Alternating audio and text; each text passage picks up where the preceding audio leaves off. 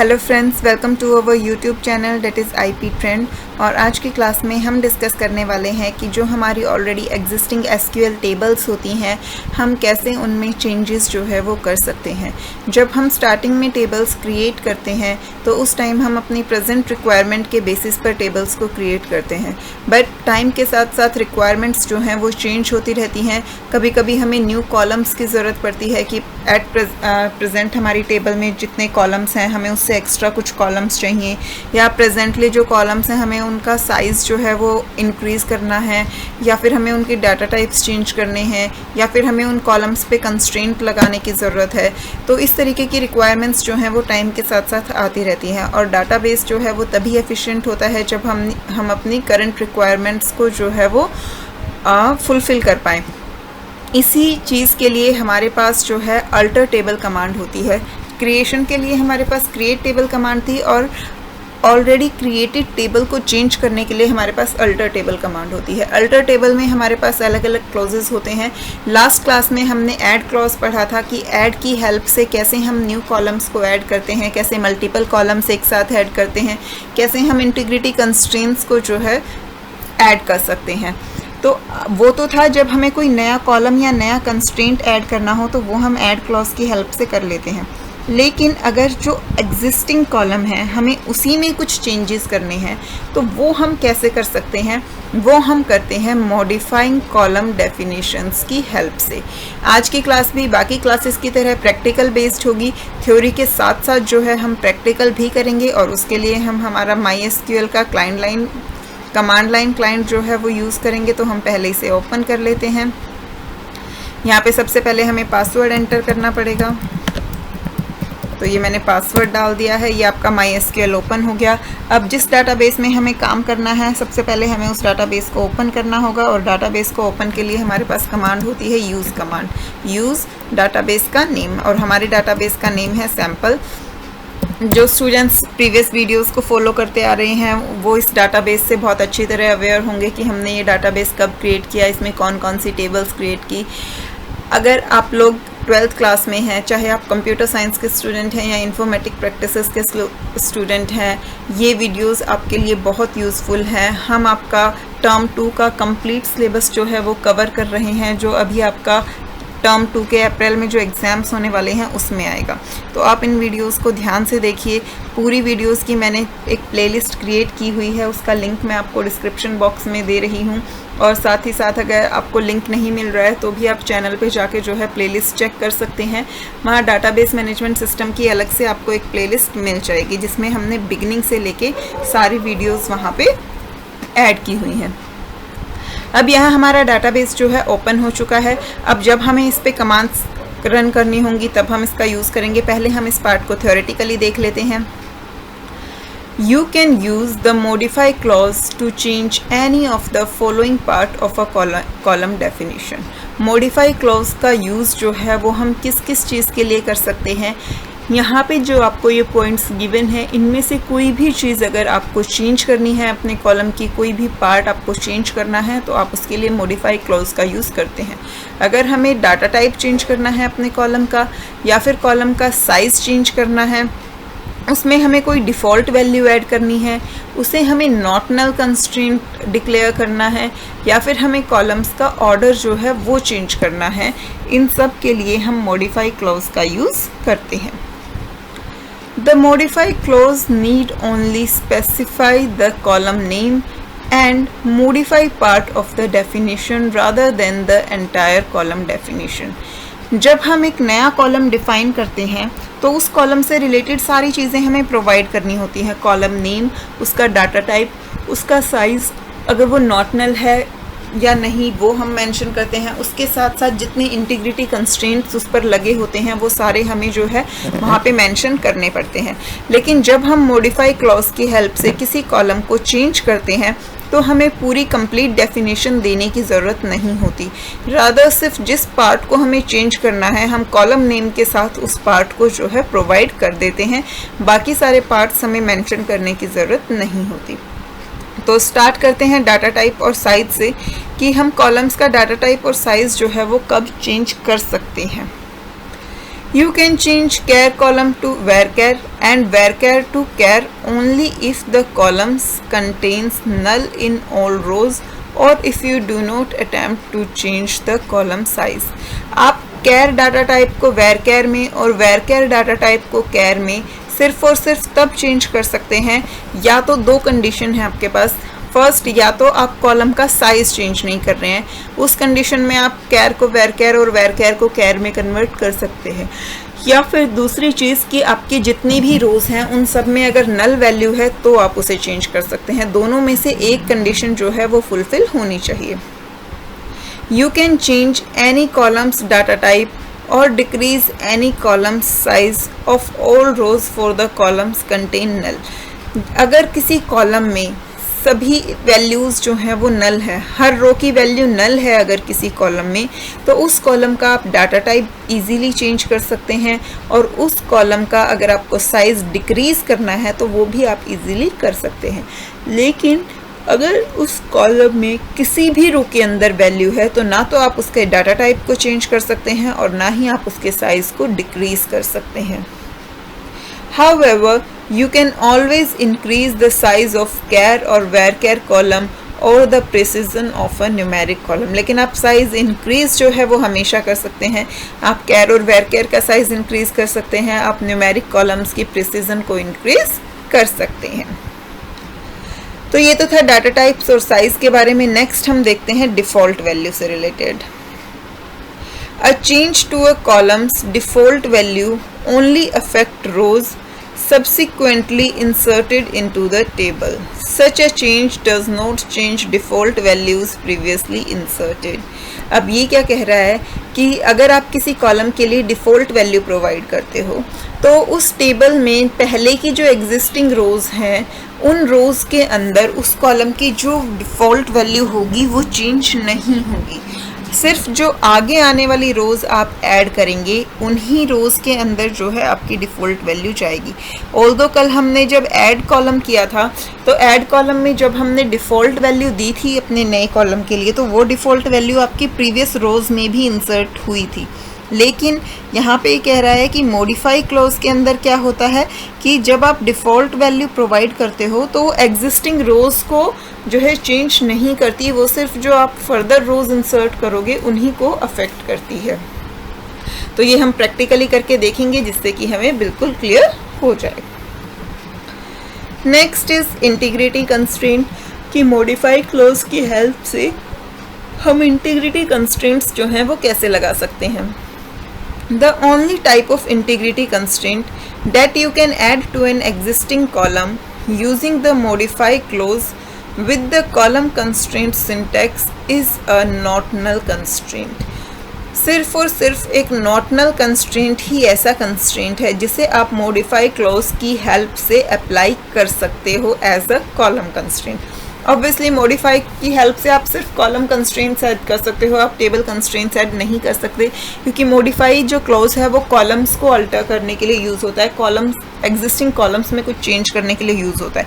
तो इससे आप टेबल कंस्ट्रेंट तो डिफाइन नहीं कर सकते। आई होप कि आपको कॉलम कंस्ट्रेंट और टेबल कंस्ट्रेंट्स के बीच का डिफरेंस जो है वो बिल्कुल क्लियर होगा।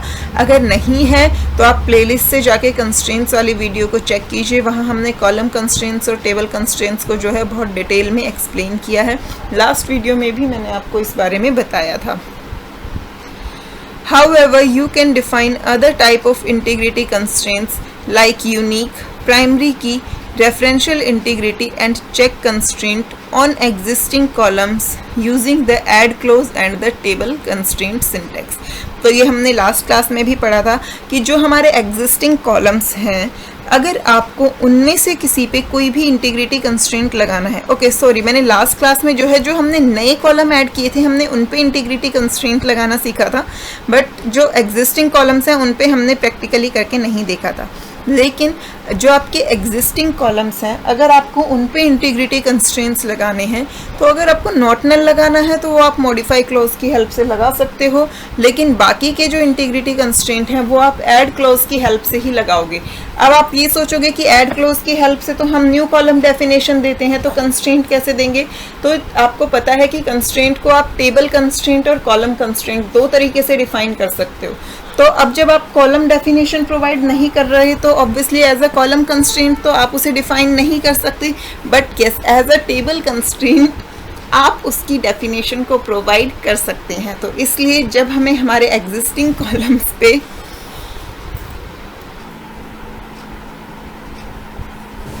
You can define a not null constraint on an existing column only if the column contains no null।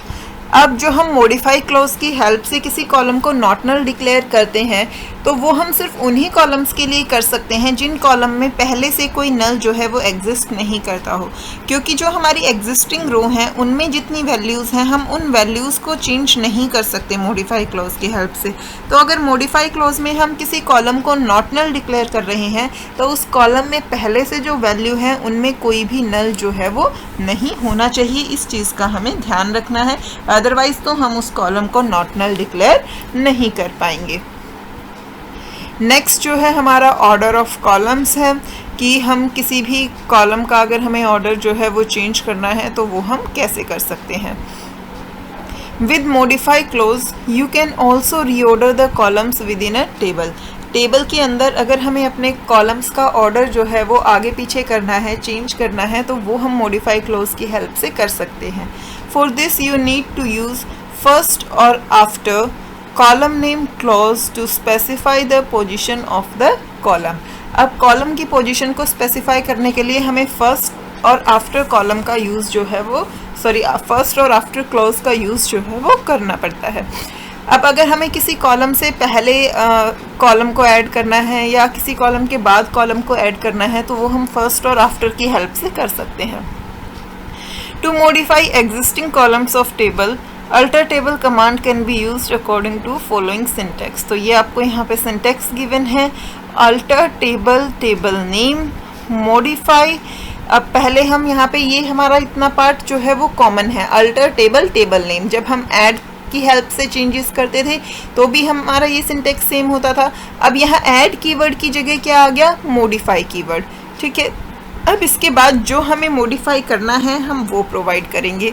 Column name, उस कॉलम का नया डाटा टाइप, उस कॉलम का जो आपको न्यू साइज़ प्रोवाइड करना है वो साइज़। उसके बाद अगर आपको उसका ऑर्डर जो है वो चेंज करना है तो वो ऑर्डर भी आप प्रोवाइड कर सकते हो। फर्स्ट या आफ्टर में से आप किसी एक क्लॉज का यूज़ करेंगे और उसके बाद हम क्या प्रोवाइड करेंगे, अगर हमें किसी कॉलम की हेल्प चाहिए तो वो प्रोवाइड करेंगे। क्योंकि अगर हमें किसी कॉलम से पहले ऐड करना है तो हमें कॉलम नेम देना पड़ेगा, लेकिन अगर हमें सबसे फर्स्ट कॉलम ही हमारा ये नए वाला कॉलम रखना है तो हम उसे सिर्फ फर्स्ट की हेल्प से कर सकते हैं। To modify column job of table EMPL to have new width of 30 characters you may give। अब मान लीजिए जो आपकी EMPL टेबल है उसमें आपको जॉब कॉलम को मॉडिफाई करना है और जॉब कॉलम में आपको क्या चेंज करना है कि आपको उसकी विड्थ जो है वो इंक्रीज़ करनी है। और अभी अभी हमने पढ़ा था कि हम जो है इंक्रीज़ कर सकते हैं विड्थ को इजीली, हम साइज़ डिक्रीज़ नहीं कर सकते, इंक्रीज़ करने में कोई प्रॉब्लम नहीं होती। तो हमें न्यू विड्थ 30 कैरेक्टर्स की देनी है तो यहाँ पे हम कमांड क्या देंगे, अल्टर टेबल EMPL मॉडिफाई, और मॉडिफाई के बाद जिस कॉलम को चेंज करना है डेट इज़ जॉब और उसके डाटा टाइप के साथ उसका नया size. Similarly, if you want to reorder an existing column, say project ID, to be the first column in the table assignment, you may write। अब मान लीजिए आपके पास जो एक प्रोजेक्ट ID कॉलम है, आपको उस कॉलम को अपनी टेबल के सबसे बिगनिंग में ऐड करना है। आप चाहते हैं कि आपकी जो असाइनमेंट टेबल है उसका फर्स्ट कॉलम ही जो है वो प्रोजेक्ट ID हो, तो उसके लिए हम कमांड क्या लिखेंगे, same alter table, table name that is alter table assignment, उसके बाद modify clause, column name that is project ID, उसका data type that is int, और ऑर्डरिंग के लिए हम क्या यूज़ करते हैं, फर्स्ट या फिर आफ्टर क्लॉज। तो यहाँ पे हमें क्योंकि बिगिनिंग में चाहिए तो हमने फर्स्ट लिख दिया। अगर हमें किसी पर्टिकुलर कॉलम से पहले चाहिए होता तो हम फर्स्ट और उसके बाद हम वो कॉलम नेम देते, लेकिन क्योंकि हमें टेबल की बिगिनिंग में चाहिए तो हमने सिर्फ फर्स्ट लिख के जो है वो इसे कंप्लीट किया और ये हमारी क्वेरी जो है वो सक्सेसफुली वर्क करेगी। इन table EMPL increase the size of the thrift plan column to 9 digit. अब जिन स्टूडेंट्स ने लास्ट वीडियो देखी है जब हमने अल्टर टेबल कमांड का ऐड क्लॉज पढ़ा था, वहाँ हमने एक कॉलम ऐड किया था थ्रिफ्ट कॉलम, और उस थ्रिफ्ट कॉलम का साइज़ जो है वो हमने दिया था 7 डिजिट्स का। लेकिन अब आपको उसका साइज़ इंक्रीज़ करके कितना करना है, 9 डिजिट्स का करना है। तो अगेन सेम चीज़ की हम साइज़ जो है वो इंक्रीज़ कर सकते हैं। तो और इसके लिए हम कमांड क्या लिखेंगे, alter table name that is alter table EMPL, फिर उसके बाद मॉडिफाई क्लॉज। मॉडिफाई क्लॉज में हम क्या करेंगे, table name that is thrift plan, उसका data type that is number, और साथ में उसका साइज़ देंगे डेट इज़ 9,2। ये सारी चीज़ें अगर अभी आपको कंफ्यूज कर रही हैं या आपको कोई पार्ट समझ नहीं आ रहा है तो आपको टेंशन लेने की ज़रूरत नहीं है, क्योंकि अभी हम ये सारी चीज़ें जो हैं वो प्रैक्टिकली करके देखेंगे। तो जब प्रैक्टिकली आपके सामने चीज़ें रन होंगी तो वो पिक्चर आपके माइंड में बिल्कुल क्लियर हो जाएगी और सारे डाउट्स भी जो हैं वो क्लियर हो जाएंगे, क्योंकि थियोरेटिकली चीज़ें जो है वो इतना अच्छे से समझ नहीं आती जितना कि प्रैक्टिकली आती हैं। इनफैक्ट जितना पार्ट हमने किया है एक बार हम पहले उसे प्रैक्टिकली करके देख लेते हैं। अभी हमने डाटा टाइप और साइज़ चेंज किया, डिफ़ॉल्ट वैल्यू ऐड की, इंटीग्रिटी कंस्ट्रेंट्स का पढ़ा और ऑर्डरिंग। पहले हम ये चारों टॉपिक्स जो है वो देख लेते हैं एक बार। तो हमने हमारा डाटाबेस ऑलरेडी ओपन किया हुआ है। अब इस डाटाबेस में से हमें किस टेबल पे वर्क करना है। लास्ट क्लास में हमने एम्प्लॉय टेबल पे चेंजेस किए थे, उसमें हमने न्यू कॉलम ऐड किए थे। मैं आपको आज भी हम उसी टेबल पे जो है कमांड्स रन करेंगे, और अगर हमें ज़रूरत होगी तो हम दूसरी टेबल्स का भी यूज़ कर लेंगे। सबसे पहले मैं आपको एम्प्लॉय टेबल का स्ट्रक्चर और उसका डाटा जो है वो चेक करवा देती हूँ। टेबल का स्ट्रक्चर के लिए हमारे पास कमांड होती है डिस्क और डिस्क्राइब। तो डिस्क स्पेस टेबल नेम। तो ये देखिए, ये आपकी टेबल का स्ट्रक्चर है। यहाँ पे आपके पास ये कॉलम्स हैं, एम्प्लॉयज़ का कोड है, उनका नेम है, उनका जेंडर है, उनका ग्रेड है कि वो किस ग्रेड में वर्क कर रहे हैं, उनकी ग्रॉस सैलरी है, उनका फ़ोन नंबर है, कमीशन है, डिपार्टमेंट नंबर है, मैनेजर आईडी है और मैनेजर का नाम है। अब स्टूडेंट्स जिन्होंने लास्ट वीडियो देखी है उन्हें ये पता होगा कि पहले इस टेबल में सिर्फ 5 कॉलम्स थे, ये E code, E name, sex, grade and gross. लेकिन बाकी के जो 5 कॉलम्स हैं, phone number, commission, department number, manager ID, manager name, ये हमने लास्ट वीडियो में ही ऐड किए हैं जब हम नए कॉलम्स ऐड करना सीख रहे थे। अब मैं आपको एक बार इसका डाटा भी चेक करवा देती हूँ। Select star from employ. तो ये देखिए, ये इस टेबल का डाटा है। अब यहाँ पर देखिए, इस टेबल में ना कोई प्राइमरी की है, ना कोई फॉरेन की है, ना ही कोई यूनिक कंस्ट्रेंट है, ना ही कोई नॉटनल कंस्ट्रेंट है, और डिफ़ॉल्ट वैल्यू जो है वो सिर्फ कमीशन के लिए अप्लाइड है। यहाँ पे भी ये देखिए कि डिफ़ॉल्ट वैल्यू जब हमने एक नया कॉलम ऐड किया था कमीशन और उसकी डिफ़ॉल्ट वैल्यू 500 दी थी, तो जो प्रीवियसली एग्जिस्टिंग रोज़ थी उनमें भी आपका 500 आ गया था। तो आई होप आपको ये चीज़ याद होगी। और यहाँ पर ये देखिए, किसी में भी नॉट नल कंस्ट्रेंट नहीं लगा है, सब में नल वैल्यूज़ जो हैं वो अलाउड है। तो चलिए अब हम इस पे मॉडिफाई क्लॉज की हेल्प से, अल्टर टेबल कमांड की हेल्प से इसमें चेंजेस करते हैं इसके स्ट्रक्चर में। यहाँ देखिए, आपका जो एम्प्लॉय नेम है वो वेरकेर 20 साइज़ का है। तो मान लीजिए हम इसे वेरकेर 30 करना चाहते हैं, तो क्या हम ये कर सकते हैं? यस, क्योंकि साइज़ जो है वो हम इंक्रीज़ कर सकते हैं। तो हम इसका साइज़ जो है वो इंक्रीज़ करके देखते हैं। हम इसके लिए कमांड क्या लिखेंगे? अगर आपको थ्योरेटिकली चीज़ें समझ आई हैं तो आप वीडियो को पॉज करके पहले खुद से कमांड लिख के देखिए और फिर अपनी वीडियो को प्ले करके आगे जो है मैच कीजिए कि जो आपने कमांड लिखी थी वो कमांड सेम है या फिर नहीं। तो हम कमांड लिखते हैं अल्टर टेबल नेम। हमारी टेबल का नेम क्या है? एम्प्लॉय। मॉडिफाई। आप चाहें तो इसे अलग अलग लाइन में भी लिख सकते हैं, चाहे तो सेम लाइन में भी लिख सकते हैं। आई होप एसक्यूएल के बारे में इतना अब तक आपको बहुत अच्छे से पता चल चुका होगा। तो अल्टर टेबल एम्प्लॉय मॉडिफाई, किस कॉलम को हमें मॉडिफाई करना है? ई नेम। अब जब हम मॉडिफाई क्लॉज का यूज़ करते हैं तो हमें सिर्फ कॉलम के जिस पार्ट को मॉडिफाई करना है हम उसे नाम के साथ मेंशन कर देते हैं, बाकी कॉलम डेफिनेशन की हमें ज़रूरत नहीं है। तो हमें यहाँ पे क्या चाहिए? वेरकेर 30।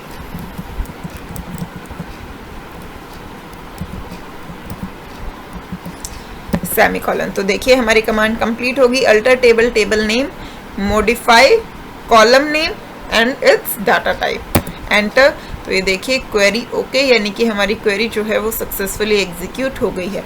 अब इसे चेक करने के लिए हम क्या करेंगे, डिस्क्राइब कमांड की हेल्प से टेबल का स्ट्रक्चर चेक करेंगे। तो ये देखिए पहले आपका एम्प्लॉय नेम जो है वो वेरकेयर 20 था और अब ये कितना हो गया, वेरकेयर 30 हो गया, यानी कि आप साइज को इंक्रीज कर सकते हैं। अब मान लीजिए मैं इस वेरकेयर को कैर में कन्वर्ट करना चाह रही हूँ। तो हमने पढ़ा था कि वेरकेयर से कैर में आप कब कन्वर्ट कर सकते हैं, या तो सारी वैल्यूज नल हो, जो कि हमारे केस में नहीं है। दूसरा, अगर साइज जो है वो सेम आप प्रोवाइड करते हैं, यानी कि मैं अगर इसे कैर 30 में कन्वर्ट करना चाहूँ तो कर सकती हूँ, लेकिन उससे कम में कन्वर्ट नहीं कर सकती। तो चलिए हम इसका डाटा टाइप जो है वो कैर 30 करके देखते हैं। Alter table table name that is employ, modify.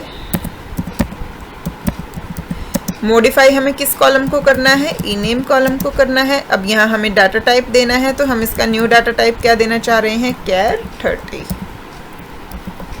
Semicolon, enter. तो ये देखिए क्वेरी ओके, यानी कि ये रो जो है वो हमारी सक्सेसफुली एग्जीक्यूट हो गई है। तो अब दोबारा से इसे वेरीफाई करने के लिए टेबल का स्ट्रक्चर चेक करेंगे कि जो ये ई नेम अभी वेरकेयर 30 शो हो रहा है इसमें चेंज हुआ या नहीं हुआ। तो ये देखिए अब ये डाटा टाइप आपका क्या बन गया, कैर 30 बन गया।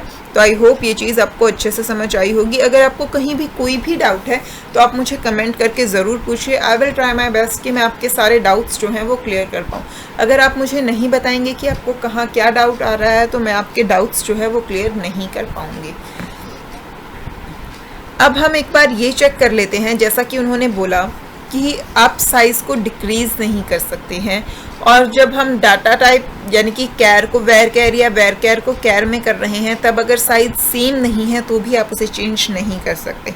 तो हम अगेन ई नेम का ही हम कैर 30 से इसका वेरकेयर 10 करने की कोशिश करते हैं। तो क्या ये पॉसिबल है? थ्योरेटिकली हमने जो पढ़ा उसके अकॉर्डिंग ये पॉसिबल नहीं है, क्योंकि एक तो हम कैर से वेरकेयर में कन्वर्ट कर रहे हैं। तो कैर से वेरकेयर के लिए दो में से एक कंडीशन फुलफिल होना ज़रूरी होता है, या तो सारी वैल्यूज़ नल हो जो कि फुलफिल नहीं हो रही, या फिर साइज सेम हो, वो भी हमारा फुलफिल नहीं हो रहा, क्योंकि हम वेरकेयर 10 जो है वो साइज़ प्रोवाइड कर रहे हैं। तो यानी कि हमें एरर मिलना चाहिए, हमारी क्वेरी सक्सेसफुली रन नहीं होनी चाहिए। तो देखते हैं इसमें हमें क्या एरर मिलता है। alter table table name that is employee, modify column name is ename, varchar 10 semicolon, enter. But यहाँ पे ये ई नेम जो है वो वेरकेयर 10 में भी कन्वर्ट हो गया इजीली। डिस्क्राइब कमांड की हेल्प से चेक करते हैं टेबल का स्ट्रक्चर, और ये देखिए आपका डाटा टाइप जो है वो कैर 10 भी सक्सेसफुली हो गया है, जबकि जो हमने बुक में थ्योरी पढ़ी उसके अकॉर्डिंग तो वो कह रहा है कि एरर आएगा अगर आपका साइज़ जो है वो आप डिक्रीज़ कर रहे हो। तो अब ये हमारा क्यों हुआ, हम एक बार टेबल का डाटा चेक करते हैं। Select star from employ. अब यहाँ पे देखिए ई नेम में आपकी जितनी वैल्यूज़ हैं, करण, टीना, सचिन, अमित, सुमित, क्या इन 5 के 5 नेम्स में से किसी की भी जो लेंथ है वो 10 से इंक्रीज़ हो रही है? नहीं, सबकी जो है ये देखिए 5, 4, 6, 4, 5, सिर्फ इतने ही कैरेक्टर्स की लेंथ है। तो अगर हम उसका डाटा टाइप जो है वो वेरकेयर 10 भी रखते हैं तो इन सारी वैल्यूज से वो लार्जर है, इसीलिए उसने हमें कोई एरर नहीं दिया। यही चीज़ मैं आपको प्रैक्टिकली करके दिखाना चाह रही थी, और यही डिफरेंस होता है थ्योरी और प्रैक्टिकल में। अब थ्योरी में उन्होंने बोला कि आप साइज़ डिक्रीज़ नहीं कर सकते, तो अब साइज़ डिक्रीज़ से क्या मतलब है? एक तो ये कि आपने 30 से 10 कर दिया, अपने साइज़ डिक्रीज़ किया, बट दूसरा ये कि जो आपकी टेबल में साइज़ है क्योंकि आपने इनिशियली डाटा टाइप क्या ले रखा था, varchar 20, तो मैक्सिमम तो 20 कैरेक्टर्स का स्टोर हो सकता था, बट क्योंकि varchar है तो जितने कैरेक्टर्स की इनकी लेंथ है उन्होंने मेमोरी में उतना ही स्पेस लिया। तो करण ने मेमोरी में 5 कैरेक्टर्स का स्पेस लिया, टीना ने 4 कैरेक्टर्स का, सचिन ने 6 कैरेक्टर्स का, अमित ने 4 कैरेक्टर्स का एंड सुमित ने 5 कैरेक्टर्स का स्पेस आपकी मेमोरी में ऑक्यूपाई किया। तो अगर आप इसका डाटा टाइप varchar 10 भी कर देते हैं तो दैट इज़ कम्प्लीटली फाइन, क्योंकि हर एम्प्लॉय नेम का साइज़ जो है वो 10 कैरेक्टर्स से कम का है। अब यहाँ पे मिनिमम लेंथ जो है वो कितनी है आपकी 4 है और मैक्सिमम कितनी है 6 है। अब मान लीजिए मैं इसका डाटा टाइप जो है वो varchar 5 कर देती हूँ, तो वो पॉसिबल होता है या नहीं हम ये चेक करते हैं। Alter table, table name,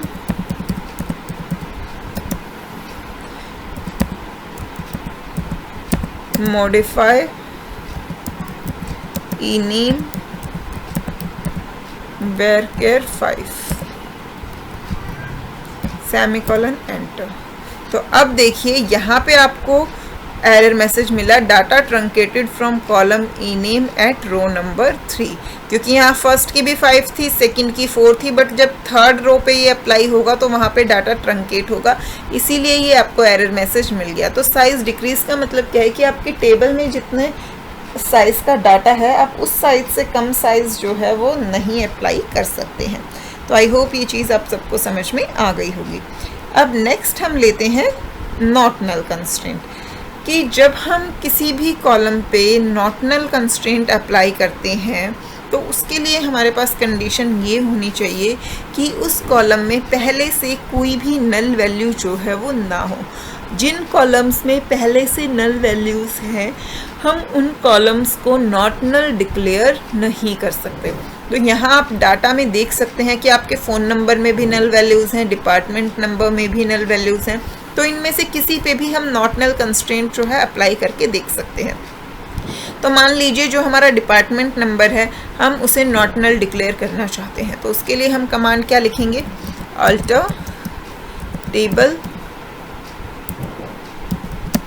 table name that is employ, modify column name that is department number, data type है आपका इंट,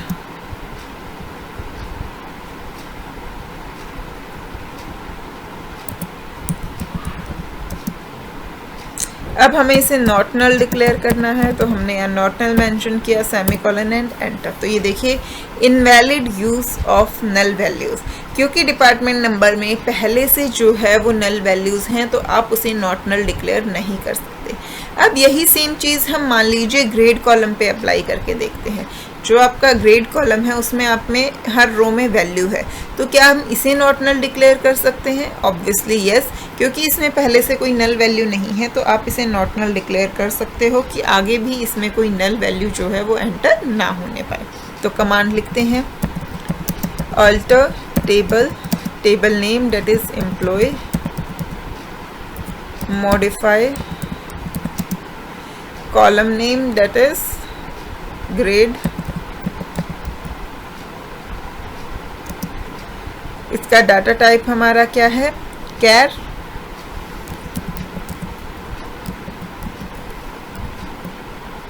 और हमें इसे क्या डिक्लेयर करना है, नॉट नल।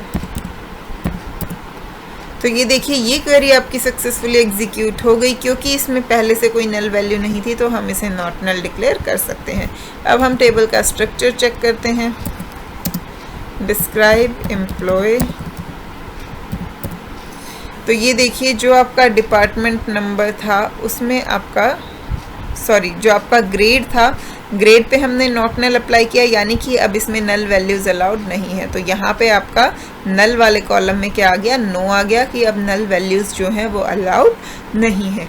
तो इस तरीके से जब भी आप नॉट नल कंस्ट्रेंट अप्लाई करते हैं तो अगर आपके कॉलम में पहले से कोई नल वैल्यू एग्जिस्ट कर रही है तो आप उसे नॉट नल डिक्लेयर नहीं कर सकते, लेकिन अगर पहले से उसमें कोई नल वैल्यू नहीं है तो आप उसे नॉट नल डिक्लेयर कर सकते हैं। तो आई होप आपको ये कमांड्स जो हैं वो समझ आ रही होंगी।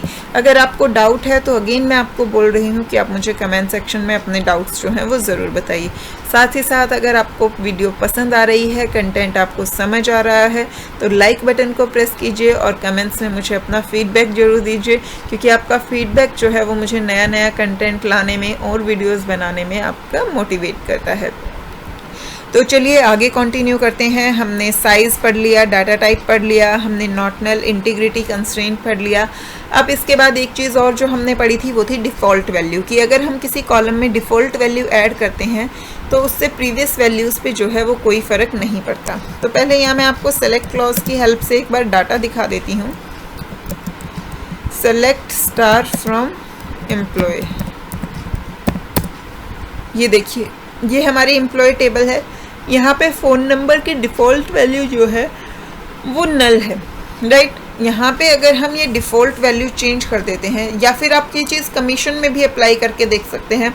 कमीशन की पहले वाली डिफ़ॉल्ट वैल्यू जो थी वो 500 थी, तो अब अगर यहाँ आप कोई न्यू डिफ़ॉल्ट वैल्यू देते हैं तो क्या ये प्रीवियस रोज़ की डिफ़ॉल्ट वैल्यू चेंज होती है या नहीं। तो हम ये दोनों पे अप्लाई करके देखेंगे। पहले हम फ़ोन नंबर पे देखते हैं। तो हमें क्या करना है कि फ़ोन नंबर में हमें डिफ़ॉल्ट वैल्यू प्रोवाइड करनी है, डेट इज़ मान लीजिए हम यहाँ रैंडमली 10 डिजिट्स प्रोवाइड कर देंगे तो वो वैल्यू एंटर होती है या फिर नहीं। Alter table name that is employ, modify, हमें किस कॉलम को मॉडिफाई करना है, फ़ोन नंबर को।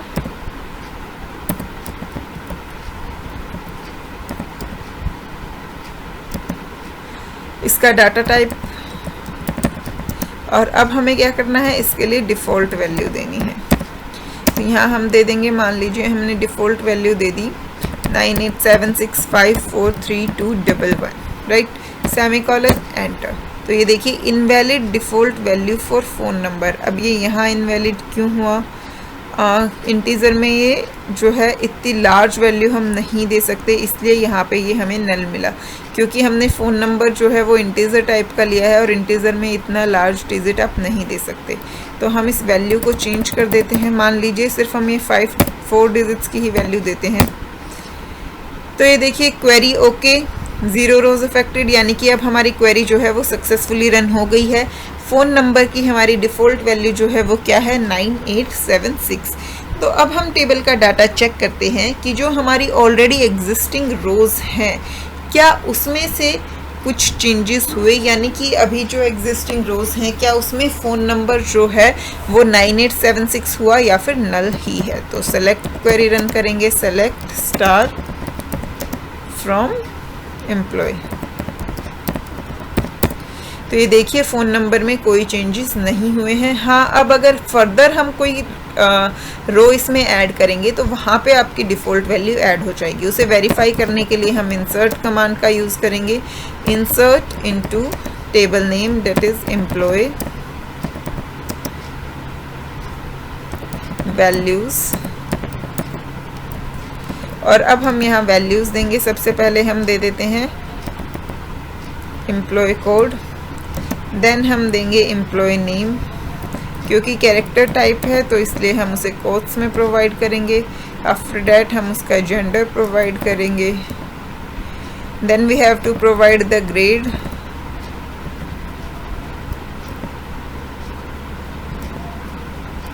After that gross will be provided.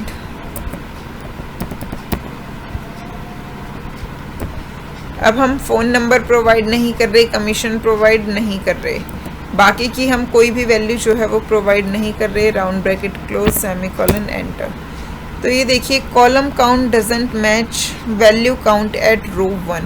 Okay, अब क्या आप मुझे ये बता सकते हैं कि ये एरर हमारे पास क्यों आया?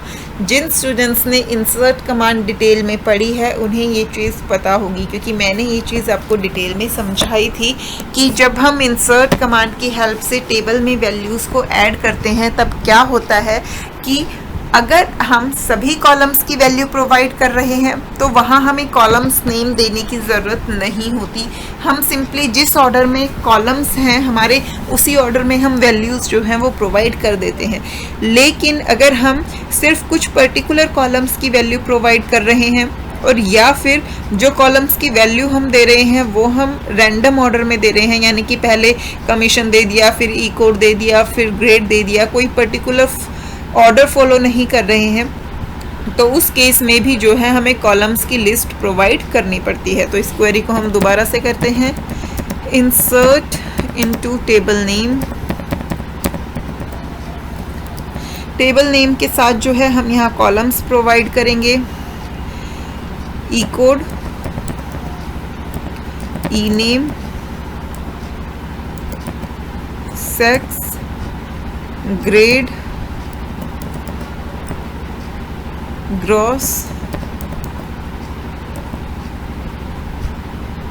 और साथ में हम दे देते हैं डिपार्टमेंट नंबर। इन कॉलम्स की वैल्यू हमें प्रोवाइड करनी है। अब हम देंगे हमारा वैल्यूज़ कीवर्ड और फिर हम प्रोवाइड करेंगे वैल्यूज़। तो यहाँ पे वैल्यूज़ हम दे देते हैं, एम्प्लॉय कोड हमने दे दिया 1005, एम्प्लॉय नेम हम दे देते हैं राज, then gender is male, after that grade is E4, and then your gross salary is 4000 and department number is 10, semicolon, enter। Query okay, one row affected, यानी कि आपकी रो जो है वो सक्सेसफुली एंटर हो गई है। वेरीफाई करेंगे सेलेक्ट क्लॉज की हेल्प से, सेलेक्ट स्टार फ्रॉम एम्प्लॉय।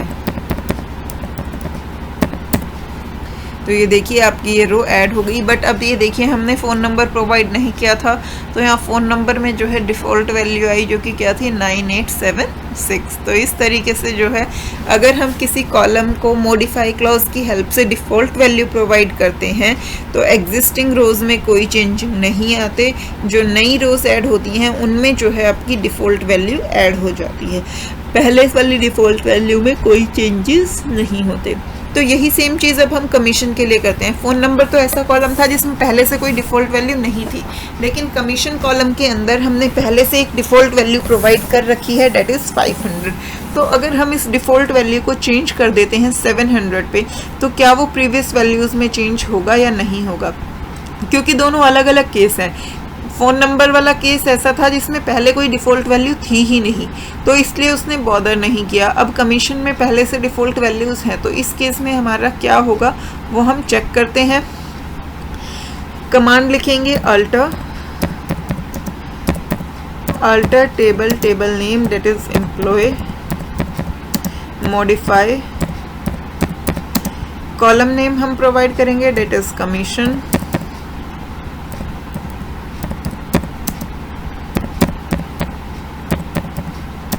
अब हम इसकी डिफ़ॉल्ट वैल्यू देंगे। डिफ़ॉल्ट वैल्यू मान लीजिए हम यहाँ दे देते हैं 700, सेमीकोलन, एंटर। तो क्वेरी ओके, यानी कि हमारी क्वेरी जो है वो सक्सेसफुली एग्जीक्यूट हो गई। अब हमें चेक ये करना है कि क्या हमारी जो ये रोज़ हैं एग्जिस्टिंग रोज़, इनमें वैल्यू चेंज हुई या नहीं। तो वो हम सेलेक्ट क्लॉज की हेल्प से करेंगे, सेलेक्ट स्टार फ्रॉम एम्प्लॉय। तो ये देखिए जो आपकी एग्जिस्टिंग रोज़ हैं उनमें कोई चेंज नहीं हुआ, उनकी जो वैल्यू थी वो जो प्रीवियस डिफ़ॉल्ट वैल्यू थी वही वैल्यू रही। तो आई होप ये चीज़ आपको अच्छे से समझ आ गई होगी। अगर आपको कहीं भी कोई डाउट है तो फिर भी आप मुझसे पूछ सकते हैं। साथ ही साथ मुझे कमेंट सेक्शन में अपना फीडबैक ज़रूर दीजिए कि आपको वीडियोस कैसी लग रही हैं, समझ आ रही हैं या नहीं आ रही। आपका फीडबैक मुझे मोटिवेट करने के लिए बहुत इम्पोर्टेंट है। अगर आपको चैनल अच्छा लग रहा है, वीडियोस अच्छी लग रही हैं, आप चाहते हैं कि आपका पूरा सिलेबस जो है वो डिटेल में कवर हो, आपसे कोई भी वीडियो जो है वो मिस आउट ना हो, क्योंकि हम इन्फॉर्मेटिक प्रैक्टिसेस का, कंप्यूटर साइंस का, क्लास 12 का पूरा सिलेबस कवर करेंगे जो आपका टर्म 2 में आने वाला है। साथ ही साथ हम एक्स्ट्रा क्वेश्चंस और सैम्पल क्वेश्चन पेपर्स और जो आपकी प्रैक्टिकल फाइल है वो भी कवर अप करेंगे। तो ताकि आपके सिलेबस का कोई भी पार्ट आपसे स्किप ना हो जाए, तो उसके लिए जल्दी से चैनल को सब्सक्राइब कर लीजिए, बेल आइकन प्रेस कीजिए ताकि हर नई वीडियो की नोटिफिकेशन आपको मिलती रहे। तो चलिए आगे देखते हैं। अब हमने यहाँ पे डाटा टाइप वाला चेक कर लिया, साइज़ चेक कर लिया, हमने नॉट नल कंस्ट्रेंट चेक कर लिया है, साथ ही साथ हमने डिफ़ॉल्ट वैल्यू, हमने फर्स्ट और लास्ट आफ्टर वाला जो ऑर्डरिंग कॉलम है इसका पार्ट हमने प्रैक्टिकली नहीं किया, तो हम एक बार इसे देख लेते हैं। और या फिर ये पार्ट जो है वो हम नेक्स्ट वीडियो में कंटिन्यू करेंगे, क्योंकि आई थिंक हमारा चैप्टर 13 जो है वो नेक्स्ट वीडियो में कंप्लीट हो जाएगा। सिर्फ अल्टर टेबल कमांड के कुछ पार्ट्स बचे हैं यहाँ पे। एक तो जो इंटीग्रिटी कंस्ट्रेंट हमने देखा कि एग्जिस्टिंग कॉलम्स पे कैसे लगाना है, साथ ही साथ ये ऑर्डरिंग जो कॉलम्स की चेंज करनी है, कॉलम्स के नेम कैसे चेंज करने हैं, और फिर जो हमारी ड्रॉप कमांड होती है वो। तो आज की क्लास ऑलरेडी काफ़ी लेंदी हो गई है, तो आप लोगों के लिए जो है अब थोड़ा सा टायरिंग भी हो रहा होगा, तो इसलिए नेक्स्ट क्लास में जो है हम इसे कंप्लीट कर लेंगे। अदरवाइज़ हमारी नेक्स्ट क्लास जो है वो काफ़ी छोटी रहेगी, तो अभी दोनों क्लासेस जो हैं वो इक्वल ही हो जाएंगी, तो नेक्स्ट क्लास में हम इस चैप्टर को कंप्लीट करते हैं। तो तब तक के लिए आज जितना करवाया है आप उसे अच्छे से रिवाइज़ कीजिए, जो डाउट्स आते हैं वो मुझसे पूछिए, और मिलते हैं नेक्स्ट वीडियो में। Bye bye.